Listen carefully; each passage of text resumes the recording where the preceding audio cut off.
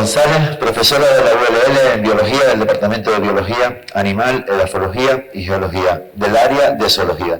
Licenciada en Ciencias Biológicas con la especialidad en Biología Marina, doctora en Biología y acreditada por la ASECAU, creo que se lo dijo bien, a catedrática de la universidad, del Grupo de Investigación Fisiología de los Lípidos y sus derivados en la nutrición animal y humana. Y viene a hablarnos de su ponencia, que se titula Algunas contribuciones del grupo Nutralipids a la conservación de la biodiversidad y sostenibilidad ambiental. Muchas gracias. Muchas gracias. Bueno, pues gracias, Borja, y la oportunidad de estar aquí. Hay algunas caritas conocidas, pero espero que contemos alguna cosa diferente. Y bueno, pues voy a intentar resumir. Tampoco tengo que llegar al final porque el grupo se ha ido diversificando y he ido recogiendo un poquito qué cosas hacemos, pero hasta donde lleguemos, que es tarde y estaremos cansados, entonces me avisan también cuando queden 10 minutitos. Y bueno, pues esto es el trabajo también de muchísimos años, de muchísima gente, la herencia también del catedrático de zoología Antonio Lorenzo Hernández, que fue mi maestro, y yo caí aquí en el 86 a hacer biología marina. La Universidad de La Laguna el único lugar donde podías especializarte como biólogo en la biología marina, y sigue teniendo un conocimiento y una tradición importantísima, aunque cada vez quedamos menos, pero espero que eso se solucione en breve. Tuve la suerte de quedarme a hacer el doctorado y porque, bueno, pues hay por ahí un realejero que me enganchó y aquí me quedé. Y bueno, vamos a intentar contar, que está también en el mismo grupo de investigación, vamos a intentar contar un poco qué es lo que hacemos y sobre todo de qué manera los lípidos, que en algún momento, las grasas, en algún momento yo pensé que esto no iba a dar para más y que lo íbamos a tener que dejar atrás y cambiar un poco la línea, pero cada vez hay más posibilidades de aplicación interesantísimas, apasionantes, con el tema de los lípidos y particularmente en el contexto en que nos movemos hoy. Como decía, yo me incorporé a un grupo que estaba empezando a trabajar en fisiología y más concretamente en nutrición y reproducción de organismos acuáticos, y al principio era un grupo que se llamaba Nutrición en Acuicultura, aplicado a la acuicultura, a la producción de organismos acuáticos para consumo. Pero desde hace ya bastantes años nos unimos en lo que se llama el grupo Aquafismar de Acuicultura y Fisiología con el personal, los compañeros del Instituto Español de Oceanografía. Llevamos muchos años de andadura trabajando en la zootecnia, en la fisiología, sobre todo aplicada a la nutrición y a la reproducción, y ahora mucho también al bienestar y a la salud de los animales estabulados. Y sobre todo trabajando con peces, con diferentes especies de peces, ahora con las especies que se permite cultivar en Canarias, o sea, la consecución en cautividad para cerrar el ciclo, la producción en cautividad, y también hemos trabajado en los últimos años mucho con cefalópodos y más recientemente con crustáceos. La finalidad inicial era la acuicultura, pero cada vez más trabajamos en la fisiología de la conservación e intentar conocer estos animales, cómo funcionan, cómo se resuelven, sobre todo en un contexto de cambio climático, como decía Carolina. El hecho de que los lípidos hayan dado tanto juego y que hayamos ido aplicando los lípidos no solo en el medio acuático, sino en la salud humana, trabajar con pediatría, con nutrición materno-infantil, ahora con enfermedades neurodegenerativas y también con síndrome metabólico y enfermedad renal crónica, o el haber ido ampliando el campo también a la ganadería terrestre, donde hay mucho que hacer para mejorar el valor nutricional de los productos en la ganadería aviar o en el caprino, en el caso de Canarias, o la inmensa diversidad vegetal que tenemos a nivel terrestre, algunas borragináceas endémicas que tienen un perfil nutricional, como hablaremos ahora, fantástico y que merece la pena investigarlos para producción de forrajes a nivel local y mejorar la calidad de lo que comemos y de lo que comemos localmente. y también de recursos vegetales marinos, pues nos hizo recientemente cambiar el nombre al grupo con lo que se llama ahora Nutralipids, que me ha tocado a mí coordinar al jubilarse Antonio Lorenzo Hernández. La trayectoria del grupo va muy ligada a la preocupación en la sostenibilidad de la producción del alimento, en un mundo que, como saben, está creciendo de una manera importante y no sabemos cómo vamos a poder alimentarlo. En ese sentido, las estimaciones de la FAO es que para el año 2050 tenemos que doblar la producción de alimentos y nosotros sabemos lo que eso implica a nivel de la pérdida de biodiversidad y lo que se agrava en esa situación de cambio climático y de desertización. Y estamos en el planeta azul, con toda esa superficie marina que tenemos, pues ya hace años que la mirada está puesta en el mar para la producción de alimento. Y en ese sentido, pues tanto la pesca como la acuicultura en los últimos años ha incrementado de una manera en algunos países como Asia, que tiene, continentes como Asia, que tiene el 70% de la producción acuícola mundial, por ejemplo, de acuicultura, ha ido creciendo de una manera importante porque además también ha ido creciendo el conocimiento del valor nutricional de los productos que vienen del mar, no solo porque es una proteína de alta calidad y la FAO está viendo esa posibilidad también para paliar el hambre en el mundo, sino porque hay otras características de los productos del mar que son únicas, como la presencia de esos dos ácidos grasos que señalo ahí, de los que no me queda más remedio que hablar un poco de bioquímica para entender por qué son tan importantes, porque solo los produce el mar prácticamente o los medios acuáticos, que son el EPA y el DHA o los omega 3 de cadena larga, LCPUFA quiere decir long chain PUFA, polyunsaturated fatty acid del inglés, ácidos grasos de cadena larga con muchas dobles insaturaciones, lo que los hace muy líquidos, lo que explica por qué están en el mar, están en donde hay temperaturas frías. Pensemos en la mantequilla o en la panceta, que es sólida a temperatura ambiente porque son grasas saturadas. Si pensamos en el aceite de oliva, ya es líquida a temperatura ambiente, incluso si la meto en una nevera. Esa liquidez se la da un solo doble enlace en una molécula química, que es el ácido graso, que es el ácido oleico, que tiene un 60-70% en el aceite de oliva, y ese solo doble enlace ya hace líquido esa grasa. Si añadimos 4, 5, 6 insaturaciones, como tiene por ejemplo el EPA y DHA, eso los hace mucho más líquidos, más flexibles, y esos ácidos grasos están específicamente en las membranas de las células de todos los tejidos y órganos, de manera especial en algunos tejidos, como comentaré más adelante, y eso le da unas características únicas a esas membranas y permiten, por ejemplo, la fusión de membrana o permiten la permeabilidad, el transporte, la transmisión nerviosa, y por eso tiene esa trascendencia para nosotros y para el mundo animal en general. Bueno, como decía, ahora se ha ido incrementando mucho el consumo de productos del mar, hasta pues un consumo per cápita aproximadamente entre 20 y 21 kilos. Y bueno, pues eso en un principio venía del mar, de la pesca extractiva, pero como sabemos, pues los recursos son finitos y muchísimas de las pesquerías más importantes a nivel internacional se encuentran en estado de sobreexplotación.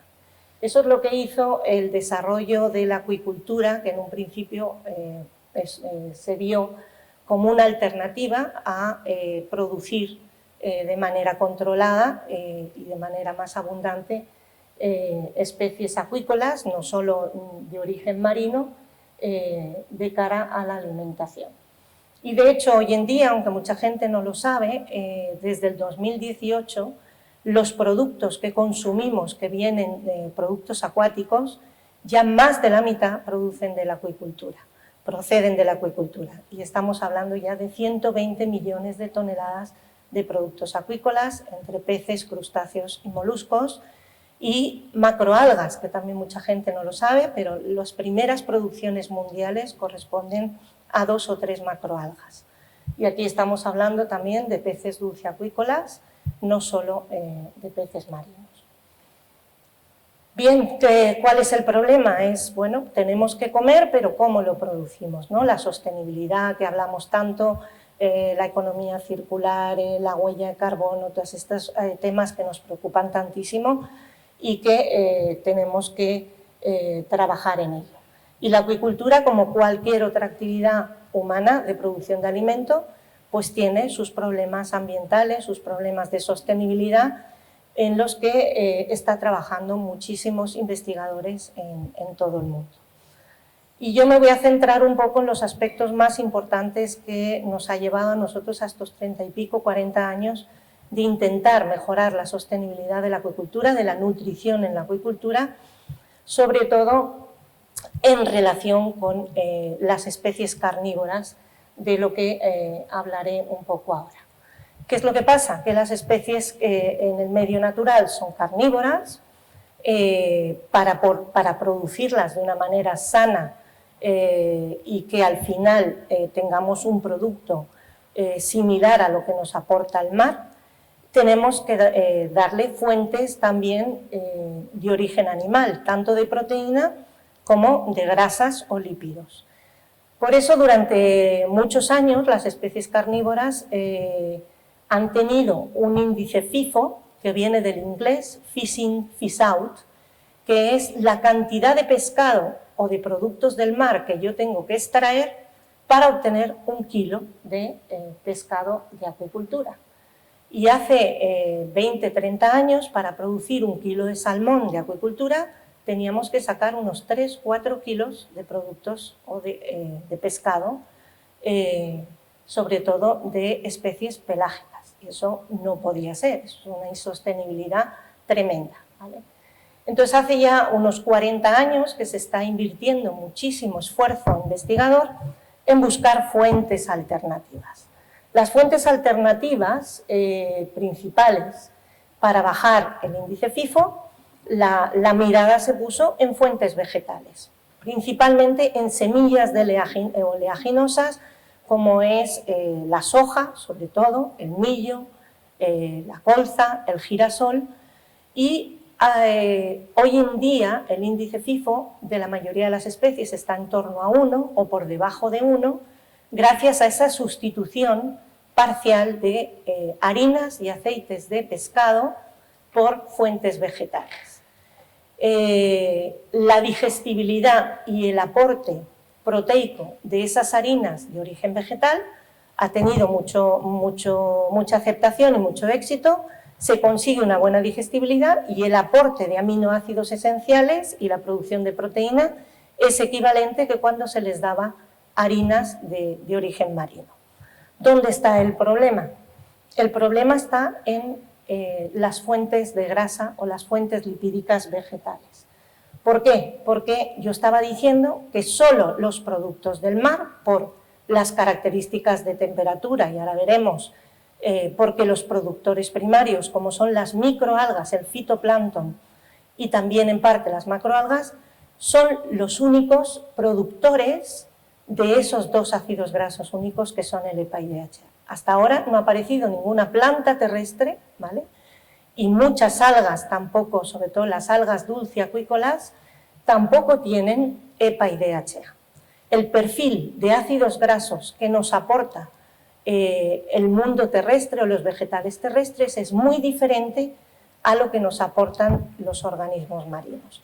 Por lo tanto, si yo doy de comer a la acuicultura marina aceites vegetales, al final, en lugar de comer EPA y DHA, lo que voy a comer es principalmente ácido linoleico, que es un omega 6, no es un omega 3, y además veremos que determinados animales son capaces de convertir este ácido linoleico en otro omega 6, porque las series no son interconvertibles, que es el ácido graso araquidónico.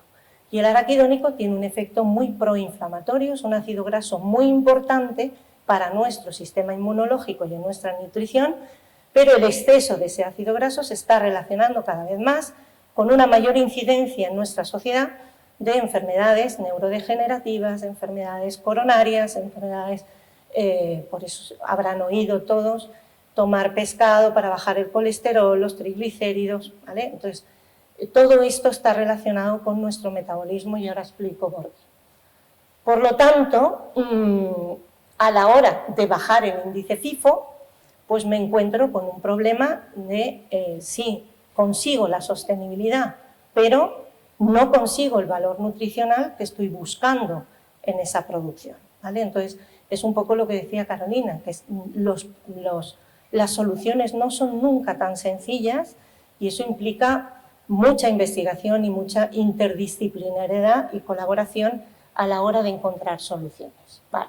No quiero extenderme a nivel de bioquímica, pero esto es una membrana biológica, la bicapa lipídica, recordarán, y todo esto que está metido aquí hacia abajo son fosfolípidos, son moléculas que tienen dos ácidos grasos. Bueno, pues concretamente en las membranas biológicas, muchos de esos fosfolípidos que tienen dos ácidos grasos, al menos uno de esos ácidos grasos es ácidos grasos de cadena larga poliinsaturados, y en determinados tejidos puedo encontrarme que los dos ácidos grasos son, por ejemplo, DHA. Y ahora veremos en qué tejidos concretamente. En definitiva, cuando yo estoy comiendo grasas de origen animal, principalmente lo que estoy comiendo son omega 6. ¿Por qué? Porque la ganadería terrestre, todo lo que cultivamos a nivel terrestre, tiene ese tipo de alimentación, es decir, son semillas de oleaginosas, ¿vale? Lo que comen los pollos, lo que come la ganadería terrestre. Lo que le estoy dando, porque esas semillas bioacumulan 60-70% de ese ácido graso, que les vuelvo a señalar ahí, que es el ácido linoleico, y además mucha ganadería terrestre es capaz de transformar ese linoleico en el araquidónico, que les decía que es muy importante para el sistema inmunológico, pero que es precursor de sustancias proinflamatorias, ¿vale? Sin embargo, cuando comemos productos del mar, pues vamos a tener esa ingesta de EPA-DHA que les decía que es única. ¿Qué es lo que dicen las asociaciones mundiales de la salud? Que en el mundo occidental ahora mismo tenemos un desbalance a favor de los omega 6 de 10 a 15 veces más omega 6 en nuestra ingesta que omega 3, frente a nuestros ancestros que tenían 1,1, ¿vale? Y eso es así en la ganadería terrestre y, por lo tanto, en nuestra alimentación también. Si pensamos semillas de oleaginosas, el pan, los cereales, los aceites vegetales, en todas las semillas lo que se acumula principalmente es el 18,2N6, el omega 6, ¿vale? Las plantas nos aportan también el 18,3N3, que es un omega 3 precursor del EPA y DHA. ¿Dónde está eso? En todo lo que es hoja verde. Y además, que los veganos lo saben bien, en la semilla de linaza, en la chía, en algunas semillas, algunas veces te dicen en las nueces omega 3. Aún así la nuez tiene más omega 6 que omega 3, pero es verdad que te aporta más. Pero sobre todo en la hoja verde, lo que pasa es que todo lo que es verde tiene muy poquita grasa y en valor absoluto te aporta menos, ¿vale? Pero el omega 3 hay que subirlo, bien sea de hoja verde, bien sea de productos del mar. Esto todavía se nos va a complicar más, ¿vale? Bueno, la Organización Mundial de la Salud a nivel humano recomienda llevar las ingestas a valores de 4,1, ¿vale? No de 10-15 a 1.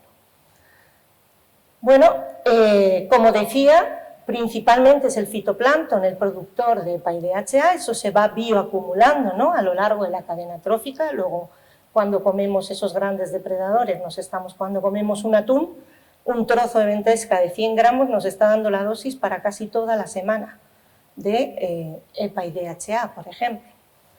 ¿Vale? Entonces, yo decía, las algas marinas, única fuente real de omega 3 lonchimpufa, y hay un incremento de la presencia de esos ácidos grasos cuanto más bajas la temperatura, porque necesito mantener las condiciones de la membrana de flexibilidad, de permeabilidad para todas esas funciones fisiológicas. Cuanto más fríos son los mares, más profundos y mayor salinidad, mayor presencia de esos ácidos grasos vamos a encontrar. Luego, cuanto más frío, más DHA, por ejemplo. ¿Qué pasa con el calentamiento global? ¿Qué pasa con el cambio climático? Para abajo, ¿vale?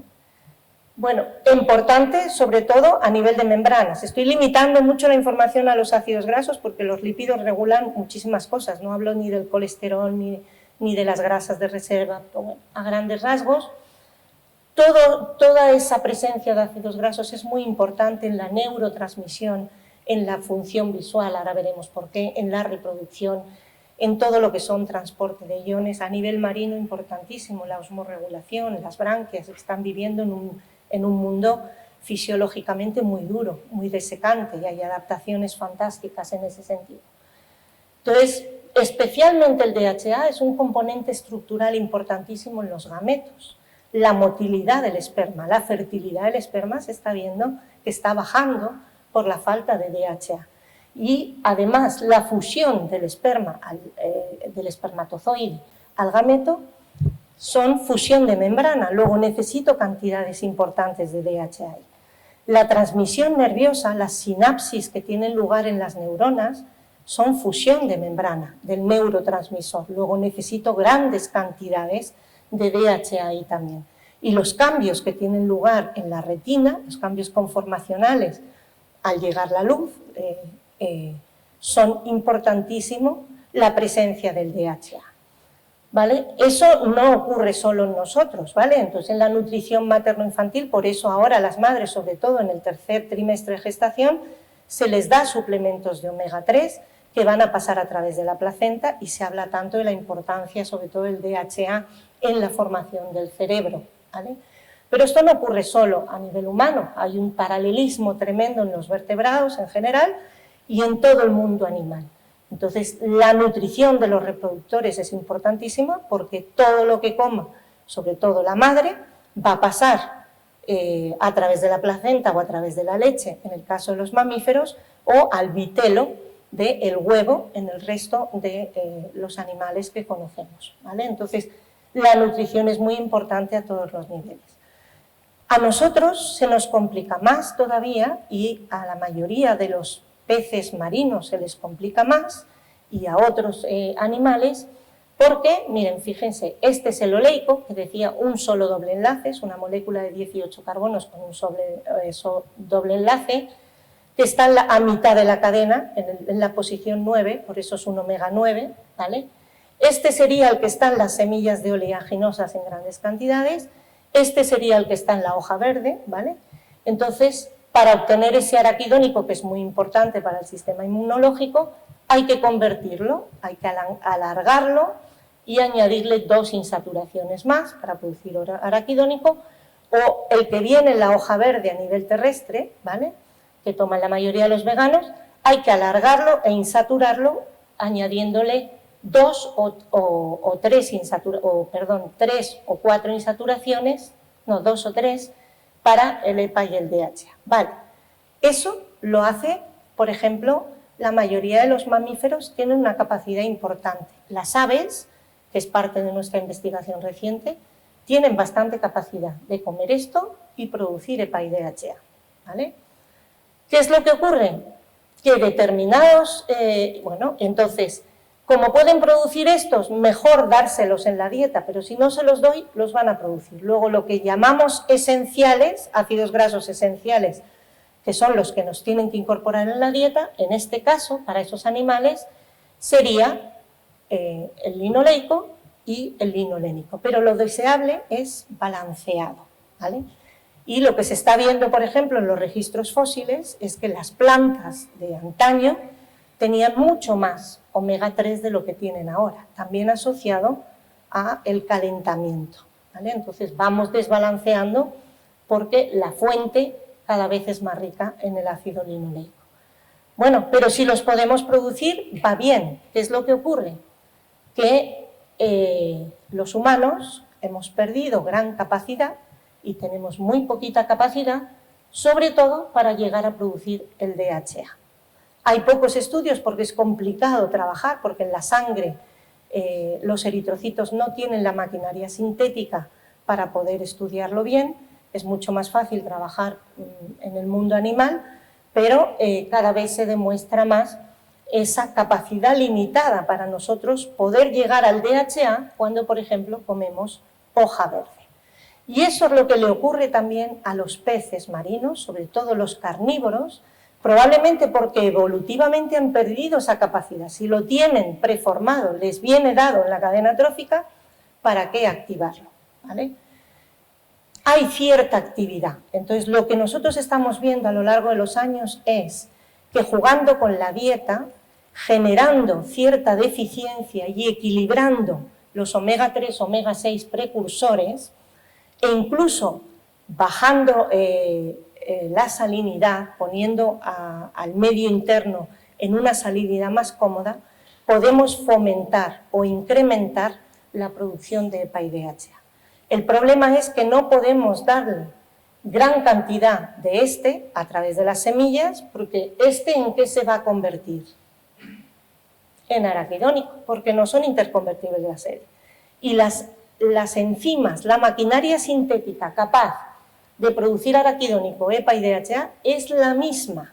Están compitiendo entre sí para llegar aquí o aquí. Si yo le doy 15 veces más linoleico, le estoy obligando a producir araquidónico, ¿cierto o no? Y el pollo es uno de los animales que más araquidónico nos aporta. ¿Por qué? Porque le estoy dando 20 veces más. ¿Qué hacía antes el pollo? El pollo comía por ahí libremente y ¿a dónde se va? A la verdolaga, a la col, ¿no? Antes le dábamos, y estamos volviendo a eso, estamos volviendo a las gallinas de doble propósito, para huevo, para carne, y lo que llamamos camperas, y es un poco nuestra lucha, el no utilizar para todo lo mismo, toda la alimentación a base de semillas de oleaginosa con un exceso de omega 6. Yo creo que se entiende un poco cuál es la problemática, ¿vale? Hay un investigador que fue muy revolucionario, Michael Crawford, que ya en 2002 publicó un artículo muy importante en donde demuestra esa importancia del DHA, o señala esa importancia del DHA en la evolución del cerebro, en el crecimiento de la materia gris, ¿vale? Asociado precisamente a la migración a la costa y al consumo de pescado y sobre todo de DHA. Y hace esa comparativa del tamaño del cerebro de un animal de 1000 kilos con, por ejemplo, un niño de 20 kilos, en donde el 60% del cerebro es grasa y de ese 60% el 40% es exclusivamente DHA. Y si nos vamos a la retina, es el 60%. Y si nos vamos a las membranas plasmáticas, un 50%. Eso es muchísimo, muchísimo. Entonces, ahí está la preocupación. La deficiencia a lo mejor no sale ni en 1, ni en 5, ni en 10 años. Porque tenemos una barrera hematoencefálica muy importante que va a proteger durante mucho tiempo, ¿vale? Pero si no se consume, pues ahí es donde están todos esos estudios epidemiológicos que relacionan esa mayor incidencia de enfermedades neurodegenerativas con este tema. Y esto no solo ocurre a nivel humano, sino que allá donde tengamos sistemas sensoriales, sistemas nerviosos sofisticados, más DHA nos vamos a encontrar, ¿vale? Entonces tenemos el fascinante mundo de los nidarios, de las anémonas, con esa capacidad para mover y para detectar. Ahí hay una cantidad de DHA muy importante. Las grasas son importantísimas también para la flotabilidad, para el movimiento, las migraciones nocturnas del plancton. Esto es una gota de grasa de la mayoría de las especies de peces que le permite la flotabilidad. Y esto es el embrión, pero esta masa es el saco vitelínico. El saco vitelínico va a contener todo aquello que el embrión necesita para su desarrollo hasta que sea capaz de alimentarse exógenamente. Aquí casi no se ve que es una larva de un pez, porque no tiene color, no tiene todavía, no ha abierto la boca, no tiene el digestivo, los sistemas y órganos desarrollados. En ese vitelo que le ha pasado la madre, a partir de sus órganos, es donde está todo eso para el desarrollo. Y cuando analizamos los huevos de peces o las huevas de la mayoría de los organismos marinos, tenemos cantidades ingentes de DHA. De hecho, 5, 4, 3 veces más que de EPA, porque es muy importante al principio para formar el ojo, el cerebro y el desarrollo. Y lo mismo nos pasa a nosotros. Entonces, este tipo de investigación que hemos podido hacer más o menos rápida está siendo muy útil también de aplicación a nivel humano. El desarrollo del pulpo, el pulpo tiene una necesidad tremenda también de DHA, es muy importante para él. Para la visión, ¿vale? Nosotros con la luz, los animales pueden distribuir el pigmento de manera adecuada. Los primeros rodaballos que se produjeron eran albinos o mal pigmentados porque no le estábamos dando suficiente DHA y no eran capaces de procesar bien la luz, ¿vale? Eso se ha avanzado muchísimo. Muchísimas funciones diferentes de la supervivencia, la función sensorial, el movimiento, la respiración o la osmorregulación van a depender de los lípidos y más concretamente estos lípidos únicos que están en el mar. Y con el cambio climático, con el aumento de temperatura, ya hay evidencias de que la productividad de DHA y de EPA está bajando en ese fitoplancton y lo que vamos analizando de contaminantes, de presencia de contaminantes, también vemos que afecta a la cantidad de omega 3 lonchimpufa que tienen los organismos. Y como hemos dicho, muchos organismos entonces que no son capaces de llegar a producir EPA y DHA, yo no puedo bajar el índice FIFO a la ligera. Tengo que estudiar qué alternativas, qué fuentes, cuánto tiempo, qué es lo mejor, ¿vale? Cómo afecta la sustitución parcial de aceites de pescado por aceites vegetales, cuánto debo sustituir, con qué fuentes, durante cuánto tiempo, o incluso por qué empeñarnos en cultivar siempre especies carnívoras. A lo mejor hay especies omnívoras o especies herbívoras de un nivel trófico más bajo que tienen más capacidad, porque si las herbívoras lo que están comiendo son el linolénico, que es el precursor, probablemente tienen más activa la maquinaria para producir EPA y DHA. Y en eso hemos estado trabajando unos 20 años en proyectos grandes, importantes. Este fue un proyecto europeo de 9 millones de euros con 38 socios, 12 países, 11 europeos, y también estaba Israel. Ahí se trabajó con 6 especies de interés para la diversificación acuícola. Estas son la mayoría especies carnívoras de alto nivel trófico, no todos, porque está el Mugilcephalus del Mediterráneo. Canarias, sobre todo, estaba interesada en el medregal, que es la seriola, y también en el cherne, ¿vale? Son especies de distribución local y de interés. Y la laguna trabajamos en todas las etapas de desarrollo de estas especies, conocer su nutrición de la manera más sostenible posible, su metabolismo con resultados interesantes. Otro proyecto que vino después, que son los proyectos MAC de la Macaronesia, liderado por el Instituto Tecnológico de Canarias, con participación de personal de los hospitales también, del Instituto del Cáncer, de gente de acuicultura, gente del Instituto Canario de Investigaciones Agrarias. Intentamos ver el potencial de las microalgas de Canarias y también de las macroalgas que llegan en los arribazones.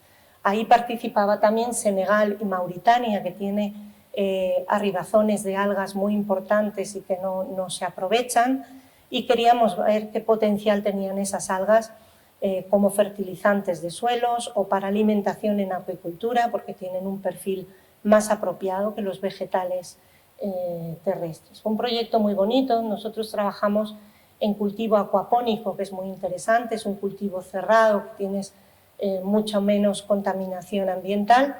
Cuando trabajamos con una especie de agua dulce, cultivábamos a la vez hortalizas, lechuga o acelga, y cuando cultivábamos especies marinas producíamos a la vez salicornia, que es una especie del litoral que aguanta salinidad y que ahora está de moda también, se llaman espárrago de mar. Bueno, en este proyecto se trabajó con productos producidos por el ITC muy interesantes, extractos de fucosantina, que tiene aplicaciones múltiples farmacológicas y cosméticas. Nosotros probamos distintos productos de algas y, de hecho, una de las grandes tendencias mundiales es que, en lugar de alimentar la acuicultura con plantas terrestres, intentar probar productos de origen marino que aportan el EPA y DHA. Y ya hay productos importantes en el mercado que se están utilizando para salmónidos. También una línea que, si quieren, luego pueden preguntar, pero es una línea muy controvertida, y la acuicultura europea tiene prohibido el uso de cualquier elemento que tenga que ver con la transgénesis, no solo individuos transgénicos, sino productos que vengan de plantas transgénicas, pero se ha conseguido ya plantas transgénicas con 15 y 20% de EPA y DHA.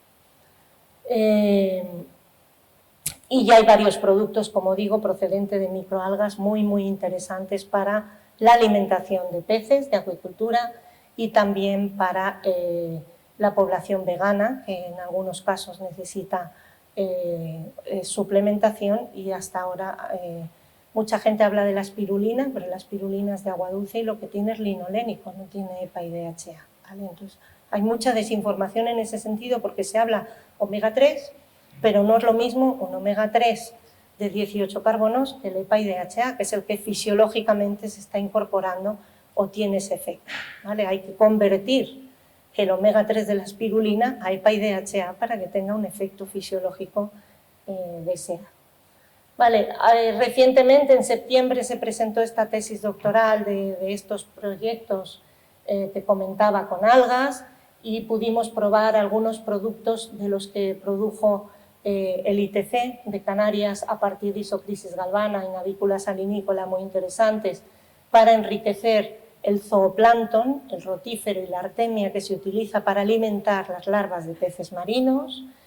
Y también pudimos caracterizar muchas especies de algas verdes, algas rojas y algas pardas de Madeira, todo su perfil lipídico, que es muy interesante luego para estudios también de cambio climático, de cómo afecta la temperatura a sus perfiles, pero también su potencial para cultivo y alimentación en distintos fines. Y lo hicimos también de los arribazones de las algas de Gran Canaria, en donde llegan también algas verdes, algas rojas y algas pardas.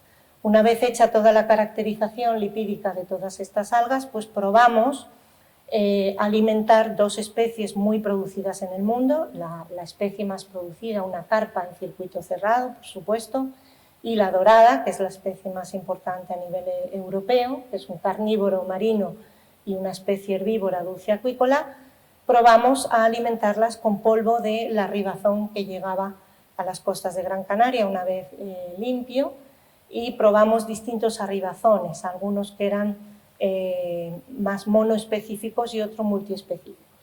Y los resultados han sido bastante prometedores, por lo menos un 7% de inclusión no solo no afectaba negativamente al crecimiento, sino que encontramos incluso mejoras en la composición de la carne, se acumulaba menos grasa, el hígado estaba más sano y en general las defensas antioxidantes se veían potenciadas probablemente por los pigmentos con actividad antioxidante fantásticos que tienen las algas. Y es una línea de trabajo que se está siguiendo por muchos grupos a nivel internacional. Yo particularmente tenía mucho interés en ver qué pasaba con el metabolismo de los omega 3, la producción de omega 3 de especies de nivel trófico más bajo, incluso aun siendo marinas, porque investigaciones recientes empezaban a demostrar que algunas especies, sobre todo las que son capaces de pasar de altas salinidades a bajas salinidades, lo que se llama urealinos, tenían como más capacidad para producir EPA y DHA a partir de los precursores y poder usar una dieta más sostenible, más vegetal, menos marina. Y decidimos aplicarlo en este proyecto nacional. Una de estas especies que ha dado el salto en la producción de DHA, y además ha demostrado tener una ruta para producir DHA muy novedosa, es el lenguado Solea senegalensis, y aquí en Canarias tenemos el Pegusa lascaris, que es primo hermano. Hay otros peces planos que no son exactamente de la misma familia y producen cero. Un rodaballo no hay manera, te pongas como te pongas, no te va a producir un DHA. Sin embargo, quisimos probar en el Pegusa lascaris, o por ejemplo había un aterínido, un guelde, digamos, de México, que tiene una capacidad tremenda de producir DHA, aunque se vive en agua dulce, porque se quedó aislado en una cuenca de agua dulce hace muchos años, pero quisimos probar con el guelde canario y también tiene esa capacidad. Entonces, genéticamente es importante seguir un poco esas especies que tienen esa capacidad a pesar de vivir en un ambiente marino, y lo que hicimos fue estudios genéticos con aislamiento de células, seguimiento metabólico de ácidos grasos marcados. De manera multidisciplinar, pues llegamos a ver, por ejemplo, la tenca, que es de agua dulce, que a mí no me parece nada atractiva, pero tiene la capacidad para producir EPA y DH sin problema, comiendo vegetales, algo que es muy interesante, sobre todo en países como África, en continentes como África, que tienen muchas aguas continentales, donde cultivar peces es un acceso a proteína, pero EPA y DHA es como un lujo para ello. Entonces, seleccionar especies con esa capacidad, como los silúridos, que también lo tienen, el pez gato, y ahora en diciembre presentamos esta tesis doctoral, estamos publicando todavía, pero tanto la carpa, que es la más producida en el mundo, tiene toda la maquinaria para producir EPA y DHA, también el lenguado Solea senegalensis, si le bajamos la salinidad a 20 y sustituimos como un 50% de la proteína y de los lípidos con fuentes vegetales, es capaz de tener incluso más EPA y DHA en condiciones en que le das todo de fuente marina. Así que jugando con la dieta y con los factores ambientales, estamos viendo que podemos conseguir una sostenibilidad importante en la alimentación de estas especies. Incluso la lisa, que esta es una de las lisas que tenemos aquí, la Pelon labrosus, pues también, sobre todo jugando con la salinidad, podemos fomentar la producción. Yo no sé cómo voy de tiempo. ¿Qué me queda? Vale. Bueno, pues en todo eso hemos estado trabajando muchísimos años. También estamos colaborando con el catedrático José Pascual Fernández, que está trabajando en proyectos para hacer ver que en Canarias los túnidos, los pequeños pelágicos que se pescan, tienen unos contenidos de DHA altísimos y además tienen una acumulación en metales pesados bajísimos. La mayor parte de lo que se pesca en Canarias se exporta y nosotros importamos un pescado de mucha peor calidad, porque van desapareciendo las plantas de procesado y el sistema es muy complicado. Como vamos a esa economía circular de bajar la huella de carbono, lo que estamos intentando es ver el valor nutricional de los recursos pesqueros en Canarias y demostrar que el tipo de aguas que tenemos, la profundidad, hacen que sean productos de altísima calidad. Entonces son proyectos que intentan demostrar esto, fomentar el consumo de pescado, sobre todo en los colegios. Se trabajan con restaurantes importantes, se trabaja con las asociaciones de padres, con los comedores, se hacen actividades con los comedores también de las universidades y nosotros estamos haciendo la valoración nutricional de esos pescados. Y él también lidera un subproyecto de este proyecto que es precioso, por ahí está la página web si alguien quiere, que es, pues, dice, piensa globalmente y por lo tanto come localmente. Y es una iniciativa en la que participan muchísimos países. Bolonia es la universidad líder y bueno, yo tuve la oportunidad de estar, no estoy pudiendo ayudar mucho, pero es una iniciativa preciosa de huertos sostenibles a nivel local y intentar valorar lo que tenemos y producirlo y consumirlo a nivel local, que es una locura por lo que estamos haciendo. La FAO también está hablando de la necesidad de consumir insectos. A nosotros nos va a costar mucho, yo por lo menos, pero bueno, también hemos dirigido un proyecto de 5 años y por ahí estaban las cucarachas y demás. Y queríamos ver un poco cómo es el perfil lipídico también. Tiene mucho, tienen linolénico, el omega 3, lógicamente, que comen en las hojas verdes, pero no tienen EPA y DHA, no lo llevan más allá. Sí lo puedes enriquecer si tú le añades determinados aceites que sean ricos por lo menos, no aceites de pescado, que eso es insostenible, pero sí puedes por lo menos incrementar los valores del linolénico, que también es interesante. Y bueno, pues eso, por ejemplo, el grillo vimos que no va a llegar a EPA y DHA, pero para preparar esta charla me puse a buscar y bueno, pues descubrí que para las aves, determinadas aves, para su cerebro, su capacidad cognitiva y visual, es importantísimo consumir determinados insectos que son acuáticos y que parece que esos insectos acuáticos o las fases larvarias de determinados insectos sí son ricos en DHA y es un ámbito en el que me gustaría también explorar y trabajar en este mundo que no he tenido oportunidad. Estamos haciendo algunas colaboraciones también en el tema del desplazamiento que pueden generar las abejas, por ejemplo, de la miel, cuando todos esos panales que se ponen en el Teide durante determinado tiempo, que están afectando a especies endémicas o locales.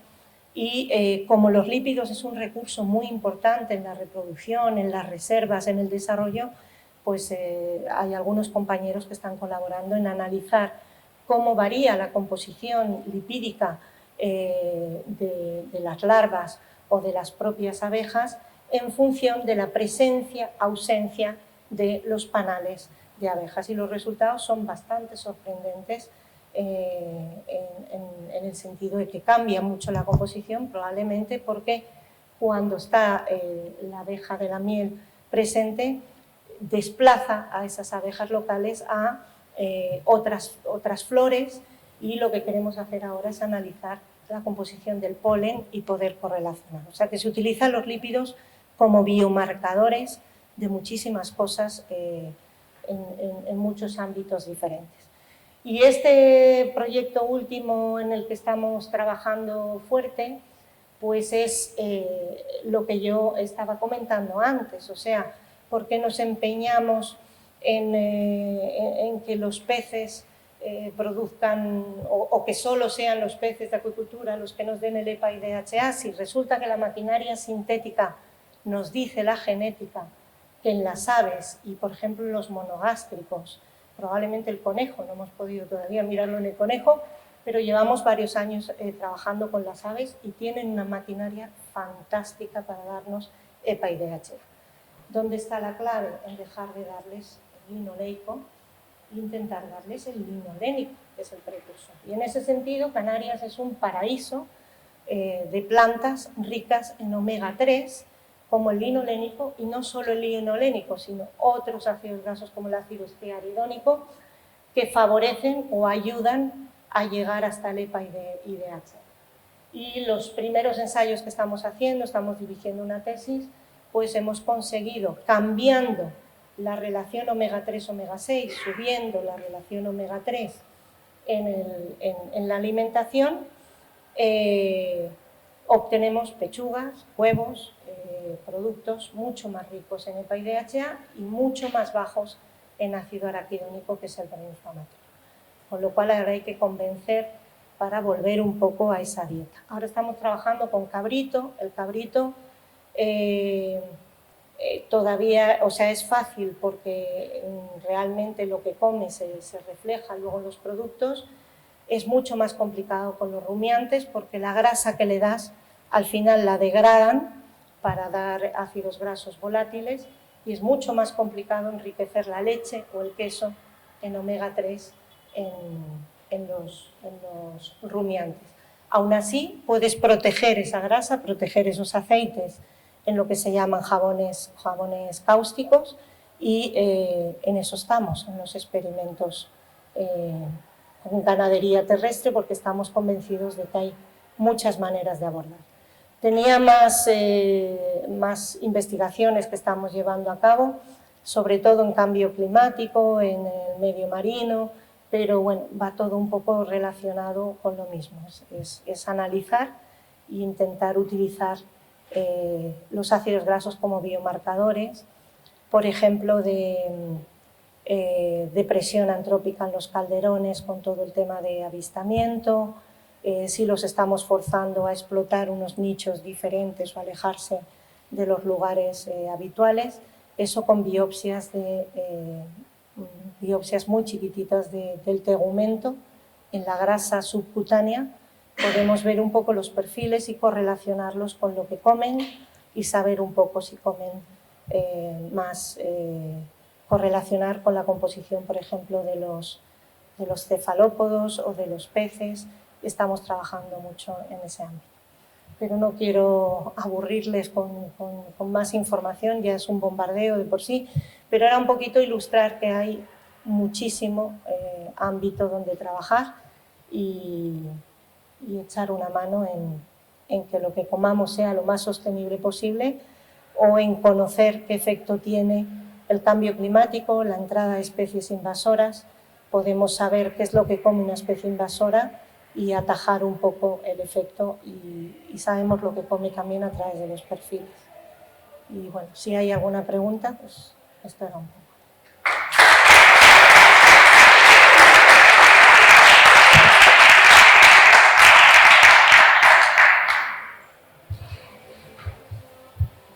Yo tengo una pregunta, pero ya en parte lo dijiste al final y ahora también.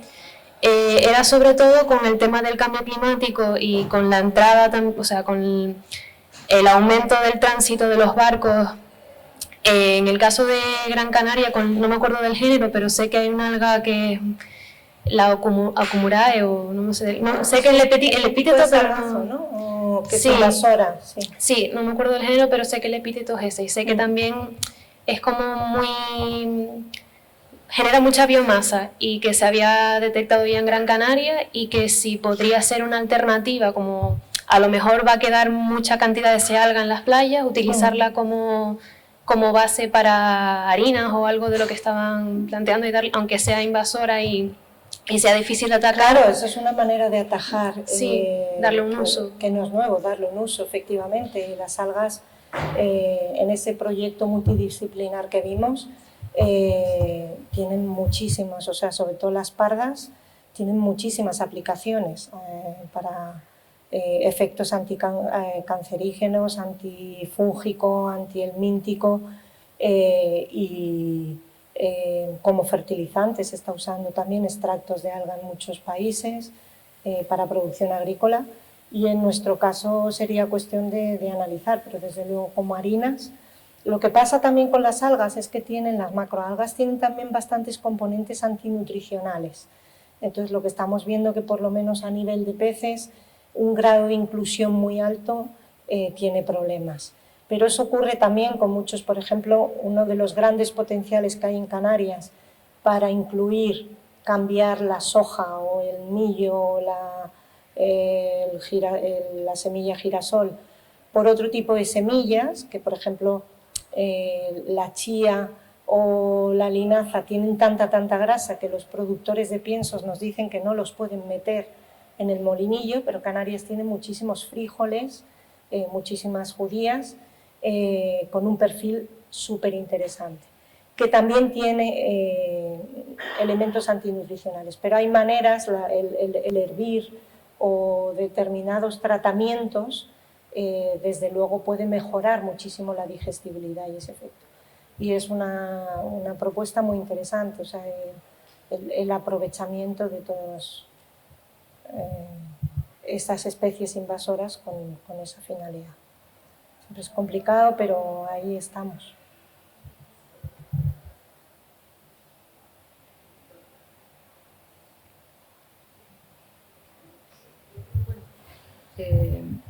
Muchas gracias, Covadonga.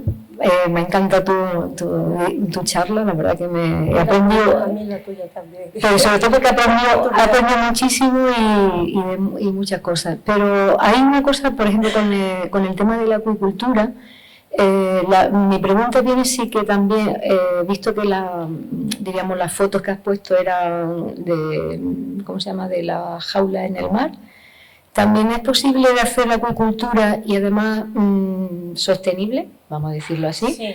en el medio terrestre? Quiero decir que no sean a través de sino que sea todo eso se Sí. hiciera en el ámbito, que no fuera en el mar. Digamos un poco por los problemas que a lo mejor pusiste en la... Sí. pusiste en una de las diapositivas, claro, todos los residuos que se van dejando, es decir, cómo la transformación que tiene de los ecosistemas, el hecho de que esté en esa piscina o esa jaula, diríamos, en el medio En marino. Canarias el problema principal está en la falta de tierra, o sea, de espacio en tierra firme, ¿vale? Pero efectivamente, por ejemplo, Noruega, que es un productor enorme de salmón, o Dinamarca, está sacando ya las jaulas del mar y está haciendo el cultivo en circuito cerrado, los RAS System que llaman, sistemas de recirculación. Y además con aplicaciones muy interesantes, porque todo lo que son residuos, los lodos, se están utilizando también en agricultura. Pasa que son inversiones bastante grandes y para que lleguen a ser rentables tienen que ser producciones bastante altas. Pero hay sistemas muy sostenibles y ese es uno, los sistemas de recirculación de agua, que aquí son un poquito más complicados. Ahora acaban de concedernos un proyecto, que es este, que se llama Thinking Azul, que sobre todo va a estar centrado en la acuicultura sostenible, y este es un poco el tipo de cultivo a donde se está yendo, que eso le llaman acuicultura multitrófica integrada, en donde los residuos que generan los peces son aprovechados por detritívoros. También las partículas en suspensión son utilizados por las especies filtradoras, como son los mejillones, y además luego tienes el cultivo de las macroalgas que están aprovechando todos esos nutrientes. Entonces, este tipo de cultivo es el que se está apostando más en Canarias y en general. Galicia ya está bastante avanzada en este sentido, y hay países como Canadá y en Estados Unidos también se está trabajando muchísimo en pero el conocimiento que tienes que tener es muy potente. Es muy interesante porque al final diversificas producto, tienes producciones todo el año y estás garantizando ese reciclado de lo que son todos los residuos. Tienes que tener un conocimiento biológico del ciclo para que haya ese equilibrio muy importante, pero está funcionando ya y es un poco por lo que quiere apostar Canarias, con especies además que estén permitidas en el Plan de Ordenación de la Acuicultura, en el PROAC, que es una lista de especies determinada. Entonces, este tipo de acuicultura también la puedes hacer en circuito cerrado. Luego hay otros sistemas que no lo he puesto, pero que son espectaculares, que son en mar abierto, pero la jaula está metida en una especie de contenedor y todo lo que son los residuos son recolectados y utilizados con otros fines. Si hay un escape, queda en ese espacio estanco exterior, que los escapes ese es otro problema, o si hay medicación, o si hay... o sea, ese compartimento exterior permite aislar el medio y entonces se evita también la transmisión de enfermedades bidireccionales. O sea, ya hay sistemas de acuicultura muy sostenibles a los que estamos yendo.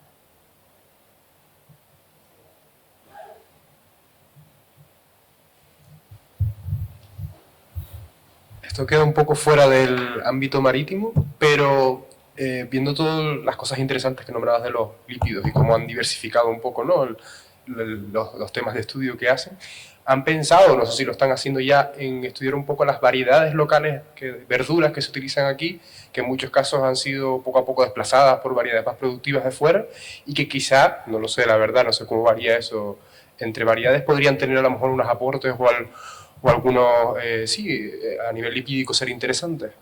He ido un poquito rápido ahí, ¿vale? Pero sí, estamos trabajando y es apasionante. O sea,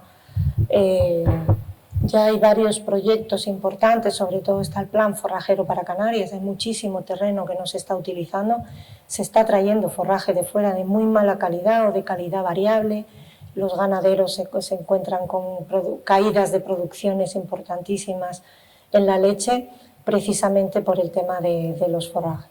Y hay muchas especies nativas o endémicas de interés, sobre todo en cuanto al tema de los omega 3. Y muchas de ellas son borragináceas y del género Equium, como digo, son espectaculares. Entonces los resultados que se están teniendo son muy interesantes. Y estamos ahora empezando a trabajar mucho en eso, porque es que no está caracterizado. O sea, los pocos intentos que hemos hecho nos dan resultados muy interesantes y es lo deseable. Lo que es muy difícil es el tema, para mí, la globalización. Ya es lo fácil es cotizar, o sea, en el mercado, ¿no? Pues el millo, la soja, no sé qué, aunque sea transgénica, da igual.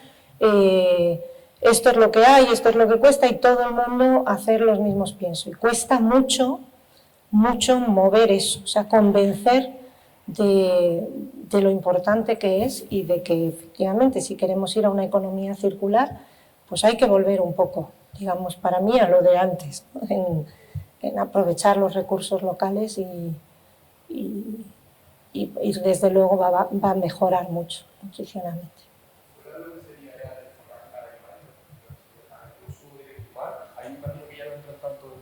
Pues, pero también hay especies que se han visto aquí. Sí, hay especies muy interesantes y yo, por ejemplo, buscando hacer un pienso novedoso para los pollos, para ese proyecto, pues tuvimos la oportunidad de analizar, por ejemplo, bastantes judías diferentes.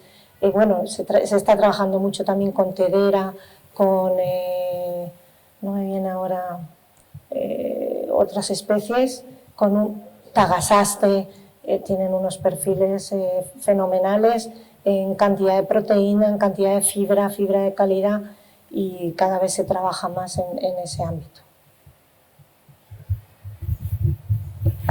Hay tanto que hacer, tanto para todos ustedes. Sí, hace falta hacer cosas y sobre todo hace falta trabajar. Trabajar en el campo, sacar los conocimientos de la academia y llevarlos a la práctica en el campo suele ser lo más difícil, porque doblar la cintura y coger el sacho duele. Bueno, voy a preguntar simplemente una cosita porque la sacó antes tanto Carolina como ahora tu Covadonga, que es el manido cambio climático, ¿no? Yo, por otras circunstancias ajenas a la academia, también estoy en otro foro donde me toca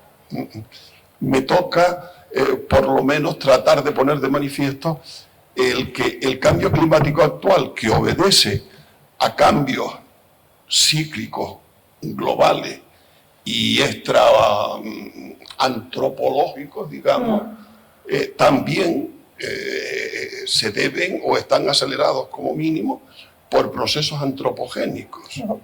Y claro, pero es que ya esto se ha convertido como el agujero de la capa de ozono, ¿no? Y los CFC en su momento, mira que costó trabajo, poner de manifiesto y demostrar, porque eran proyectos de investigación contrapuestos, unos destinados a poner de manifiesto que los CFC no tenían nada que ver en la alteración de la capa de ozono, y otros, por el contrario, a poner de manifiesto que sí. Creo que con el tema del cambio climático está pasando algo parecido, ¿no? Hay quien está empeñado, sobre todo los desarrollistas, están empeñados en poner de manifiesto que no hay nada que hacer y que por lo tanto es un auténtico sinsentido y una locura tratar de frenar el desarrollo industrial, ¿no? Y el conseguir consumiendo, pues, digamos, y moviendo recursos fósiles hasta que los agotemos. Bueno, y hay quien piensa que, bueno, realmente podemos contribuir muy activamente a frenar ese cambio. Y yo ya sinceramente estoy casi en pH 7, ¿no? Porque es que por cada documento que me llega en un sentido, leo otro en el contrario, ¿no? Y además estoy más bombardeado por los negacionistas, digamos, oiga, que ellos no se consideran negacionistas, sino simplemente se apoyan en datos. Ayer mismo me llegó un documento firmado por 40 científicos italianos, ¿no?, que se negaban a aceptar esto. Entonces, ¿qué piensan? ¿Qué piensan? Eso, por un lado, me ha encantado este tema, o sea, me encanta y me preocupa, y tengo un montón de preguntas, tendría un montón de preguntas, ¿no? Empezando por los tajinates. Bueno, pues aquí tenemos 25 o 30 tajinates, pero la mayoría están metidos en catálogo de especies protegidas porque son extremadamente raras y bueno, habrá que cultivarlas y habrá que rentabilizarlas. Porque volviendo otra vez al tiempo de antes, yo viví el nacimiento de la globalización, el espíritu globalizador. Bueno, desde hace algunos años ya vengo oyendo hablar del espíritu contrario, de la rusticización, o digamos, de introducir genes rústicos en las especies que se están cultivando a nivel global para romper las cadenas de plagas, etc. Entonces, son vaivenes que van y que vienen. Cultivar tajinates, pues ¿por qué no? Podemos plantar tajinates, pero sinceramente yo no los veo. Y casi todos estos proyectos, el otro día doña Marisa ponía de manifiesto el tema de las atrofas en Fuerteventura, pues quedan en anécdotas experimentales que no se llevan a la práctica. Y no se llevan a la práctica, y mientras tanto cada vez hay menos cabreros, menos huertas cultivadas, más terrenos abandonados. Y digo, bueno, esto tendremos que afrontarlo en algún momento. El cambio climático, sobre todo, me gustaría oírle la opinión.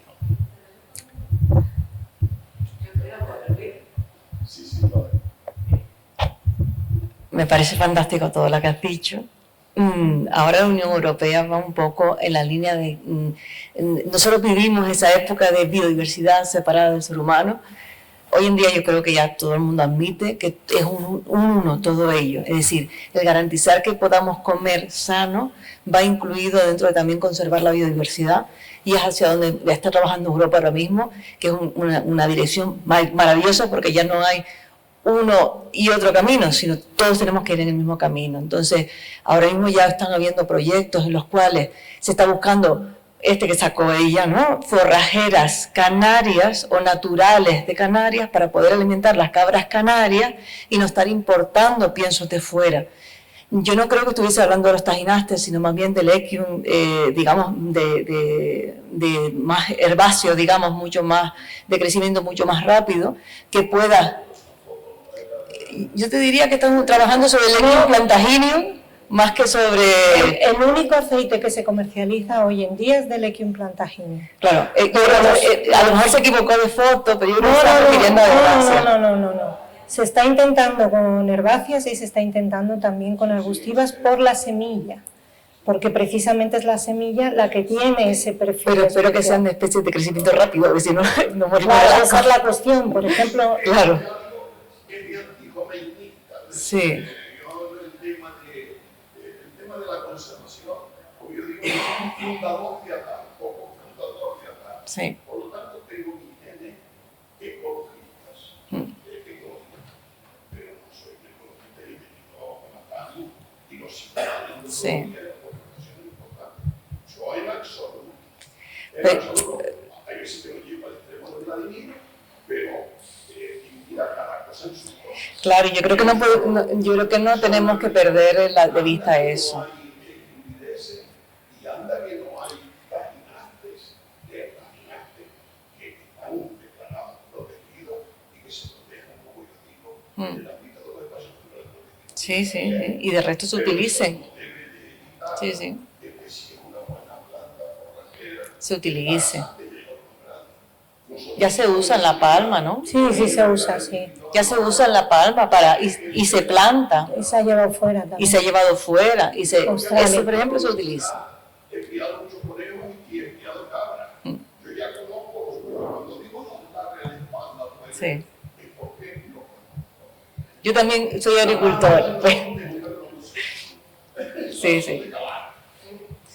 Lo que pasa es que yo creo que no podemos perder el objetivo. Y entonces, lo que estaba planteando Marisa en la conferencia anterior, era una planta que está declarada como altamente invasora. Es decir, tenemos que tener un poquito de cuidado en el ecosistema canario, y yo creo que es mucho más positivo, y estoy súper contenta con la conferencia de hoy, estar investigando planta canaria o especies canarias para hacer producción industrial, digamos, en Canarias, es maravilloso. Y nos estemos trayendo especies que son invasoras a nuestro territorio. Ya está. Gracias.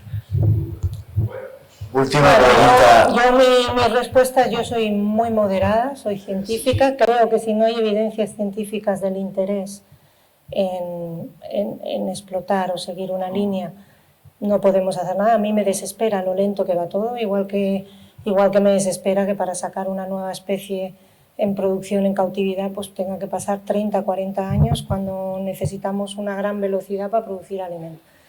Pero estoy convencida de que lo que hacemos sirve y que si no se intenta, pues no avanzaremos. Es lo mismo que decía Carolina antes, o sea, es también convencer a nivel científico el efecto de la temperatura es evidente a nivel de lo que yo planteo. Entonces, ahí voy. Ya globalmente, a nivel del mar, es que el mar tiene una capacidad para tamponar tan grande que todo va mucho más despacio. Lo que está ocurriendo sobre todo es una tropicalización, una llegada de especies que antes pasaban y no se quedaban porque el rango de temperatura no les permitía reproducirse. Y bueno, algunas de esas especies luego se convierten en invasoras respecto a otras que están aquí. Pero